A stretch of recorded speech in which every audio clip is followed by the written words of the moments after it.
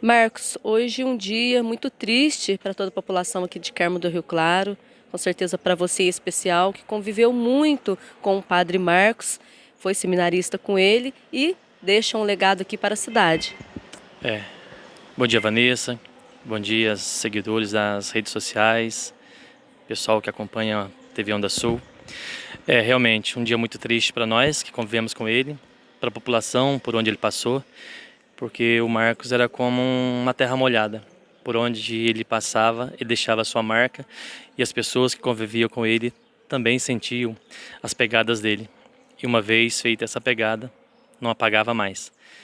Nós tivemos a graça de conhecê-lo mais profundamente no ano de 1992, quando ele nos levou para São Paulo, para o seminário. E aí ele era nosso formador e lá a gente teve um contato bem direto. Ele fazia os estudos junto com a gente, ele nos instruía, ele nos apresentou a cidade de São Paulo, tirou aquele mito que era uma cidade grande e nos apresentou para a vida. Então eu devo muito isso a ele. E além de formador religioso, ele nos ensinou também algumas qualidades que o homem deve ter. Não sei se eu aprendi todas, mas algumas pelo menos eu me lembro. Uma delas é a honestidade.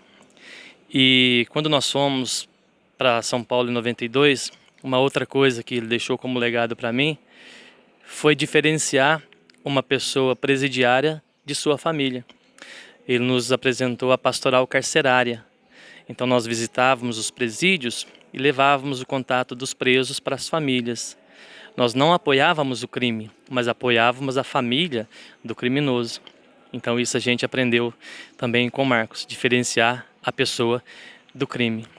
E outra coisa que ele nos ensinou também é fazer trabalho de comunidade de base, das SEBs. Então a gente frequentava as favelas, fazia trabalho social nas favelas. Então era um homem de estar no meio do povo, né? Como diz nas ordenações religiosas, o padre é tirado do povo e devolvido para o povo. Então ele era um homem que realmente estava no meio da população por onde ele fazia o trabalho missionário. E ele era um religioso passionista. Passionista vem de paixão, paixão de Cristo. Então ele soube vivenciar o que é realmente ser apaixonado pela missão, né? E ele ensinou isso para a gente. Eu tive a graça de entrar no seminário e ele me acompanhou também na época que eu fui sair. E eu não fui religioso, mas eu não perdi a fé. E hoje eu me sinto um homem preparado para dizer para as pessoas o que é ter fé. Ter fé não é ir à igreja todo dia, mas é cultivar Deus dentro da gente, saber buscá-lo no momento certo e falar dele quando necessário. Isso eu ensino para minha família, ensino para minha filha, né? E quero ensinar também para os meus netos. Outra coisa que ele ensinou a gente a fazer foi o trabalho missionário. Quando nós estávamos no seminário, a gente tinha lá as missões, ficávamos o mês todo fora de casa fazendo trabalho missionário, visitando doentes, visitando famílias, fazendo alvoradas religiosas nas madrugadas. E tudo isso a gente fazia junto. Ele fazia primeiro e a gente fazia seguindo o exemplo dele. E além de uma amizade verdadeira que nasceu, né? Então o Marcos é um irmão que eu escolhi para a minha vida. Irmão biológico a gente não escolhe, mas ele foi um irmão que eu escolhi. Então nós tínhamos um contato, ainda que morávamos longe, o nosso contato era periódico, né? A gente trocava mensagens, de vez em quando ele postava alguns vídeos, partilhava comigo. Era realmente um cara que vai deixar marca, já deixou e vai deixar saudade também. Espero que Deus já tenha acolhido e os boatos agora vão surgir. O que levou à morte do Marcos? Não sabemos. E nem é direito nosso ficar julgando.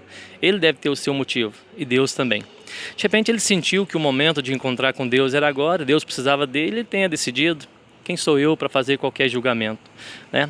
Os boatos vão surgir, as versões vão aparecer, mas nós não temos o direito de julgar quando a pessoa vai encontrar com Deus. Quem pudéssemos ter esse poder, né?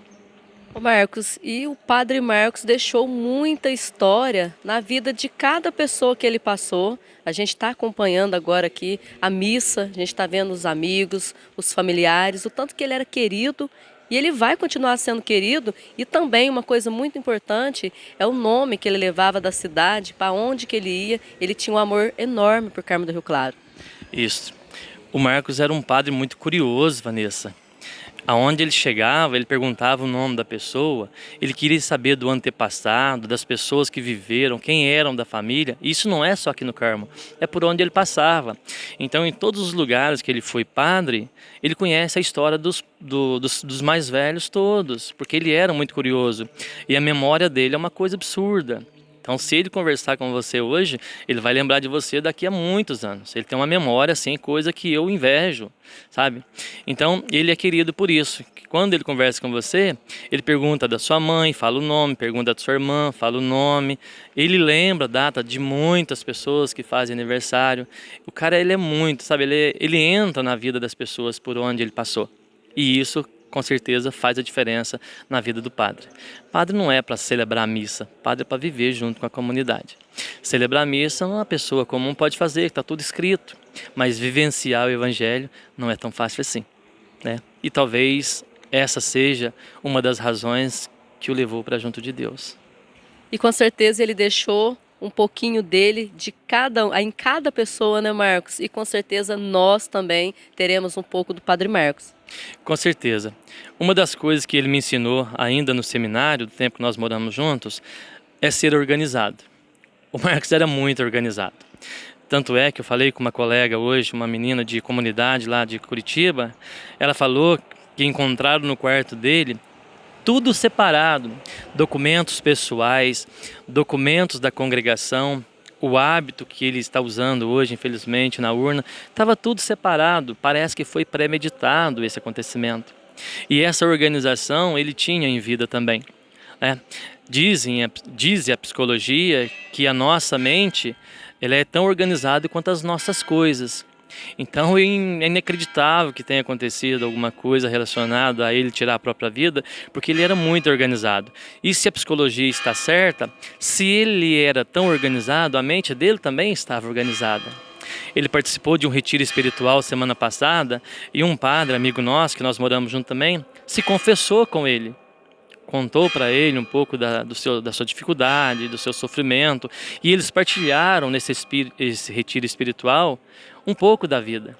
Então esse padre ficou muito abalado, porque foi a última vez que ele se confessou com o Padre Marcos. E agora fica a saudade e a lembrança do Padre Marcos. A saudade e a lembrança, as boas lembranças. Eu não quero levar para a minha vida a imagem dele deitado num caixão. Ele que celebrou a vida de tantas pessoas, a Páscoa de tantas pessoas que morreram na comunidade por onde ele visitou. Eu não quero levar a imagem dele de dentro de um caixão. Quero levar a imagem daquele abraço apertado que ele dava na gente quando a gente se encontrava, das risadas que a gente dava, das lembranças de quando nós fomos do Carmo para São Paulo, da curiosidade que a gente tinha, tudo que a gente perguntava para ele em São Paulo, ele fazia piada porque nós estávamos indo do Carmo. Fica a saudade e as boas lembranças.